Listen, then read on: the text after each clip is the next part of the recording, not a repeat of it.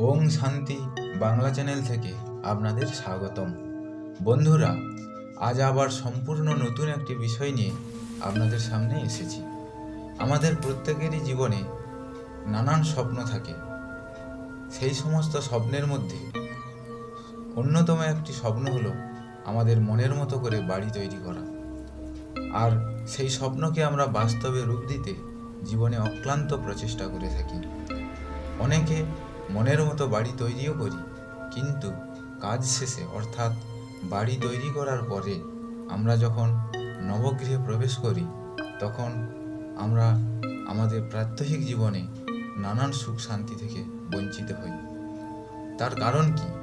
আমরা শাস্ত্রসম্মত যদি বিচার করে দেখি, তার কারণ হলো আমাদের মনে রাখতে হবে, বাড়ি তৈরি করার সময় সঠিক মাস ও দিন বিচার না করেই আমরা অনেক সময় নবগৃহ তৈরি করা কাজ শুরু করে দিই।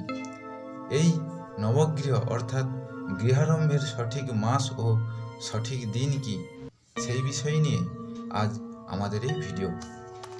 বন্ধুরা, মনে রাখবেন, গৃহারম্ভ করার সময় আমাদের কতগুলি শাস্ত্রসম্মত বিধান মেনে চলা উচিত। আমরা যদি বৈশাখ মাসে বাড়ি তৈরি করা শুরু করি, তাতে আমাদের ধনরত্ন লাভ হয়। জ্যৈষ্ঠ মাসে তা করলে মৃত্যুযোগের সৃষ্টি হয়। আষাঢ় মাসে বাড়ি তৈরি করা শুরু করলে ধনরত্ন ও পশু নাশ হয়। শ্রাবণ মাসে তা করলে মৃত্যু হয়। ভাদ্র মাসে গৃহারম্ভ ক্ষতিকারক। মনে রাখবেন, আশ্বিন মাসে গৃহারম্ভ করলে পত্নী বিয়োগ ঘটে। সৌর কার্তিক মাসে মল মাস ব্যতীত বাড়ি তৈরি করা শুরু করলে বৃদ্ধি পায় ধনধান্যাদি। সম্পদ বাড়ে অগ্রহায়ণ মাসে বাড়ি তৈরি করা শুরু করলে। বন্ধুরা, মনে রাখবেন, পৌষ মাসে যদি আমরা গৃহারম্ভ শুরু করি, তাতে চোরের ভয় ও মাঘ মাসে গৃহারম্ভ শুরু করলে আগুনের ভয় দেখা যায়। ফাল্গুন মাসে গৃহারম্ভে ধন ও পুত্র লাভ হয়। চৈত্র মাসে গৃহারম্ভ করলে রোগ বৃদ্ধি হয়।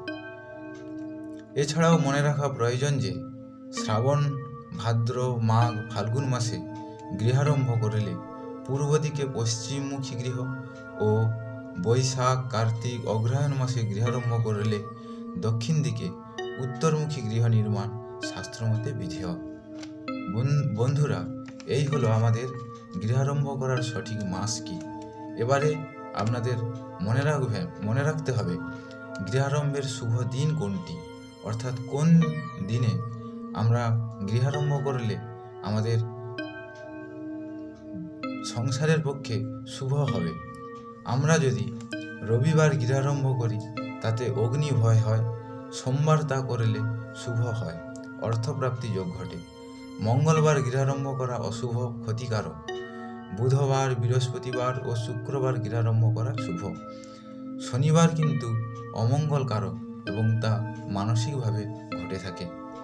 বন্ধুরা, এই ছিল আজ আমাদের প্রতিবেদন।